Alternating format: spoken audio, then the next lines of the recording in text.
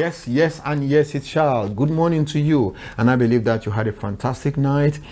To God be the glory. We are sharing truth this morning on how to make the Holy Spirit move. And that's coming from Luke chapter 1, 46 through 66. You are warmly welcome to the Really Knowing God channel with me, Pastor Lanre Adenekan. The channel is packaged to inform and inspire you into the real knowledge of God. Powered by the Pastor Lanre Adenekan Center for Eduspiration, the place.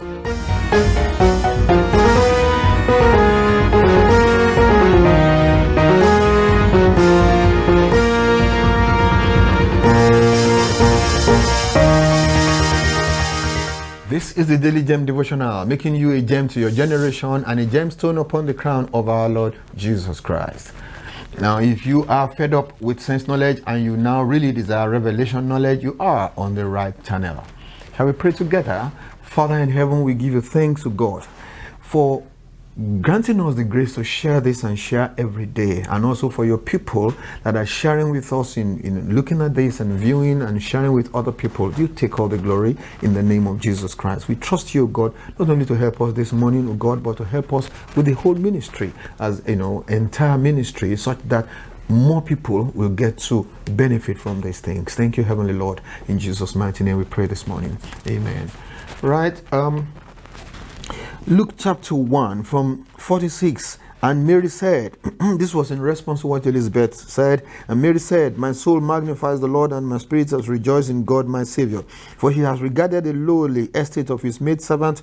Behold, henceforth all generations will call me blessed. For he who is mighty has done great things for me, and holy is his name. And his mercy is on those who fear him from generation to generation. He has shown strength with his arm. He has scattered the proud in the imagination of their heart. He has put down the mighty from their thrones and exalted the lowly. He has filled the hungry with good things, and the rich he has sent empty away. He has helped his servant Israel in remembrance of his mercy, as he spoke to our fathers, to Abraham, and to his seed forever. And Mary remained with her about 3 months and returned to her house. Okay, we just found Mary also here under the influence of the Holy Spirit, just like it happened with Elizabeth. So Mary also now took off from where Elizabeth stopped. Okay, the Holy Spirit still operating upon the two of them carrying very special babies inside them, the Spirit of God upon them, and something wonderful happened there on account, like I said earlier on, or the other time I should say, spirit to spirit communication, bringing about synergy, bringing about not just synergy, bringing about some form of should I call it Holy Spirit explosion in terms of some words of prophecy and words of deep-seated praise or heart-filled praise unto God. So Mary went on. He says, her soul magnifies the Lord, my spirit rejoice, in the Lord my God. She just went on saying stuff similar to the kind of thing that will happen with David when David was really inside in the spirit of it. That's what happened with Mary. I mean, and some people have called this a very beautiful name, the Magnificat or something like that. But at the end of the day, it's just a psalm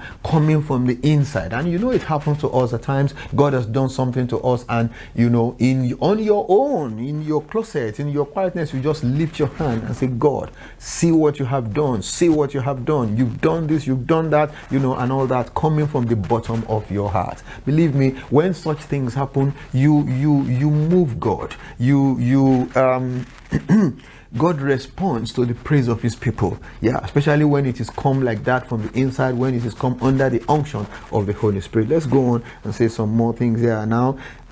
Elizabeth, she remained with Elizabeth for about 3 months. Now, this is very interesting. And then she returned to her own house. The next verse. Now, Elizabeth's full time came for her to be delivered, and she brought forth a son. Between 56 and 57, that's an interesting observation there. This one was 6 months pregnant, and this one went and stayed with 3 months. In other words, just before Elizabeth put to bed. That was when Mary departed. I just wondered what happened. But this woman was a woman of the Spirit. You never know. Because the typical tendency of man is, I will wait and see that baby before I would go. That's the typical tendency. I will just wait and see this precious baby, this Holy Ghost-filled baby, this baby we have all been waiting for in the family. I want to witness this great miracle of God before I go back to my own place. But before that baby came, just before the baby came, she left. What informed that, I really wouldn't know. But I believe that Mary, like we observed the other time, seems to be somebody of the Spirit, and that's the way she was led at that point in time. So she left and went back. And then the next verse, the full time came and she brought forth a son. When the neighbors and relatives heard about how the Lord has shown great mercy to her, they rejoiced with her. That's good. Hallelujah. The Bible says we should rejoice with those who rejoice and mourn with those who mourn. Let's go on. So it was on the 8th day that they came to circumcise the child. They would have called him by the name of his father Zechariah. His mother answered and said, "No, he shall be called John." But they said to her, "There is no one among your relatives who is called by this name." So they made signs to his father what you would have him called. And he asked for a writing tablet and wrote, say, his name is John. So they all marveled. Immediately his mouth was opened and his tongue loosed and he spoke, praising God.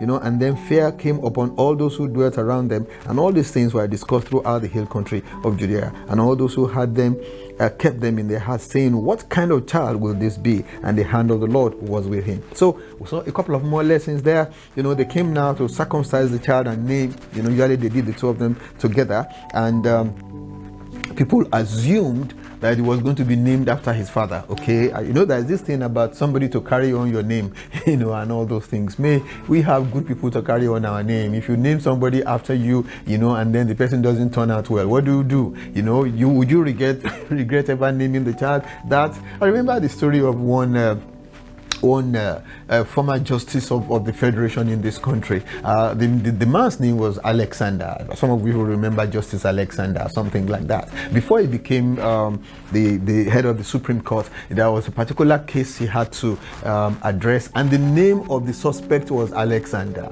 And then the judge went on, "Alexander, change your name or change your ways." Yeah, it's possible. You name the child after you and then it hasn't quite turned out the way you expect. Just let God lead you in the way you go about naming your children. Okay, so they came in to name, and everybody thought they should be named after his father to carry on his lineage and all the things they say. But his mother answered and said, "No, he will be called John." Can we see here that the mother was playing a role in here, because the angel had given them a name before, and the people did not have that understanding. They were going to make a suggestion as usual, but the woman said, "No, we are going to stick with what the angel said." So they now signaled to the father, and the father also agreed with the mother. So I want to share again here, like I've shared before. I think I've spent some time on this matter sometime in the past. All this thing about is the father that must name the baby. I don't see a good basis for it in the Bible. Some people make a big deal out of that and create some doctrine out of that just because of this particular case. This name was not even brought by Zechariah. The name was brought by the angel, and the mother and the father agreed that they should give the child the name after the name that the angel brought. So we find out that it doesn't have to be the father, it doesn't have to be the mother. Just come up together between the two of you with a name that is going to be good, and a name that is a good confession. John is a good one. John, Johannes, it means something like God has shown favor, something like that. That's the meaning of John. It's a good one. Name your children names that will be good confessions. So that as you call those names all the time, it's a good confession. Just like Abraham, Father, continue, and he brought about his miracle. Praise God. And the final thing I want to share here, and I think is very, very big, is that the moment the man said his name is John, the Bible says immediately his mouth was open, his tongue was loosed, and he spoke, praising God. Fear came upon everybody, and things like that.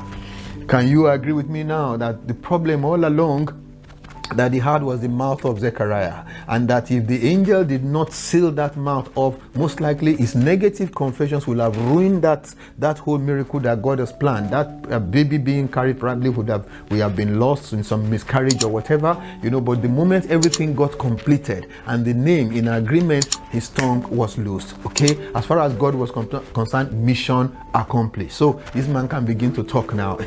That's why we should learn that when we pray, the things we say should be in line with our prayer. When you pray for your family, you pray for your job, you pray for the nation, the things you are saying must be in line with your prayer. You cannot say you are praying for something and then you are saying things opposite to what you are praying. They will cancel out your prayer altogether. They will delay, they will hinder, they will block your prayer. If you are making negative confessions, you must confess in line with what God is doing. Zechariah obviously had this delay of many years to have a child, most likely because of his own negative confessions. Honestly, I believe that some people in similar situations today, their own mouths as the real problem. And May somebody repent of that today in the name of Jesus Christ, and rather go on to win and record great testimonies to the praise and glory of God. So that's it. Let's leave it here and just allow some of those of you who think it's weekend already to go on and begin to enjoy the weekend. Thank you so very, very much.